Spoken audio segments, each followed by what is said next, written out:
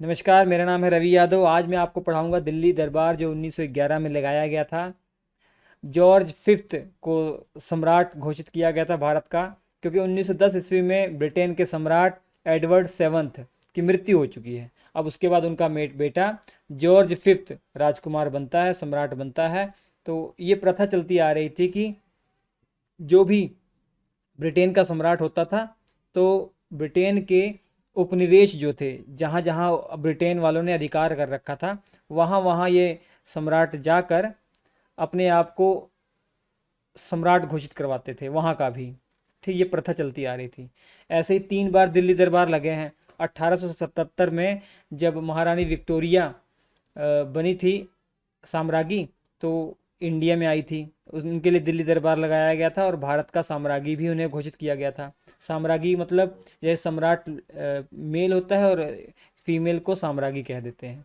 इसके बाद 1903 में आए थे जो इनके पिता जॉर्ज फिफ्थ के पिता एडवर्ड एडवर्ड सेवन्थ, जिनकी मृत्यु हो गई है 1910 ईस्वी में। उनका स्वागत किया गया था, उनको भारत का सम्राट घोषित किया गया था। और फिर 1911 में दिल्ली दरबार लगाया गया है। 3 दिल्ली दरबार लगाया गया है और महत्वपूर्ण यही 1911 वाला है। उनके बारे में भी हम बात कर लेंगे आगे, लेकिन फिलहाल ये देखते हैं।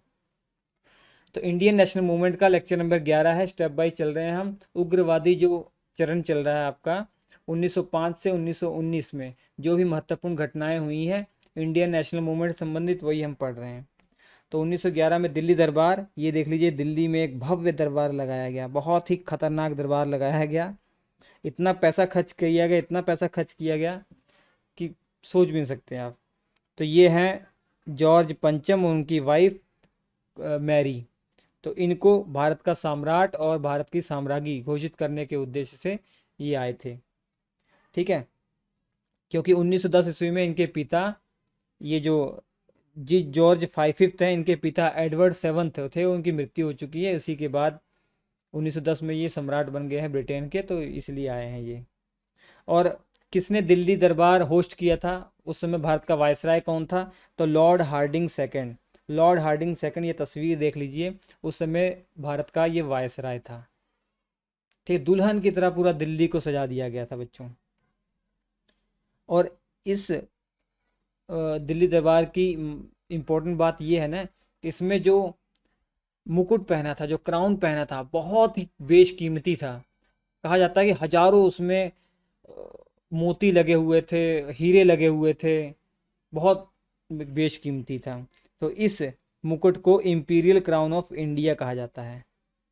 ठीक है, इंपीरियल क्राउन ऑफ इंडिया आज भी राष्ट्रीय भवन में ये रखा हुआ है, ये देख लीजिए तस्वीर।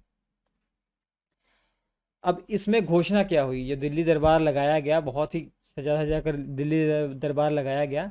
इसमें 2 महत्वपूर्ण घोषणाएं होती हैं। बंगाल का विभाजन जो 1905 में किया गया था लॉर्ड कर्जन के द्वारा, वो रद्द कर दिया जाता है। ठीक है, लेकिन बंगाल वाला जो इलाका था, इसको 3 भागों में बांट दिया जाता है भाषा के आधार पर। और इस बार किसी को कोई दिक्कत नहीं थी। एक तो बंगाल था, और उसमें से जो बिहार और उड़ीसा को अलग कर दिया गया भाषा के आधार पर, और असम को भी अलग कर दिया गया, इसको चीफ कमिश्नरी क्षेत्र बना दिया गया। तो इस बार कोई दिक्कत किसी को नहीं थी। और वैसे भी इसको कैंसिल करने का अब कोई मतलब ही नहीं रह गया था। जो अंग्रेजों का टारगेट था वो तो पूरा हो गया था, उनको खटास डालनी थी।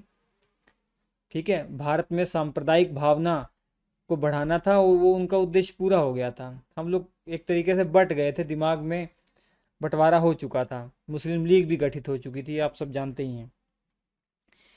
और उसके बाद दूसरी घोषणा हुई है, राजधानी को परिवर्तित कर दिया गया। ये महत्वपूर्ण घोषणा थी। राजधानी को कलकत्ता से दिल्ली कर दिया गया। पहले राजधानी कलकत्ता थी, दिल्ली कर दिया गया। उसके बहुत सारे कारण हैं, महत्वपूर्ण कारण बताता हूँ मैं।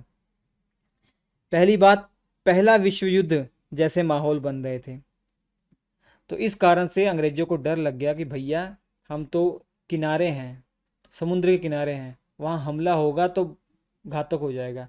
अगर हम इंडिया के दिल में बैठें, बीच में बैठें, तो वहाँ हम पूरी तरीके से सेफ रहेंगे, क्योंकि समुद्र के किनारे जो कोस्टल एरिया है वहाँ पर तो खतरा है। इस कारण से उन्होंने सोचा, बंगाल तो वहीं पे था ना, बंगाल की खाड़ी के आसपास, तो इसलिए उन्होंने सोचा दिल्ली में हम ट्रांसफ़र करेंगे, एक ये कारण था।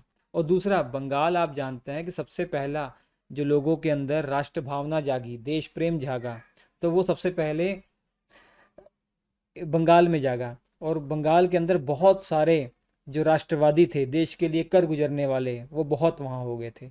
इसलिए अंग्रेज़ों को बहुत दिक्कत हो रही थी। ये भी एक कारण था जो है उनको राजधानी ट्रांसफ़र करने का। इसके अलावा उन्होंने देखा था कि भैया, इतिहास देखा था कि दिल्ली सल्तनत हो चाहे मुग़ल साम्राज्य हो, तो जो साम्राज्य के जो शासक थे, उन्होंने ज़्यादातर दिल्ली पर ही बैठकर रूल किया, तभी अच्छे से संभाल पाए। क्योंकि एक तो दिल्ली बीच में है, तो चारों दिशाओं में वो अपना राज अच्छे से संभाल पाएंगे। तो ये भी एक कारण था। ठीक है।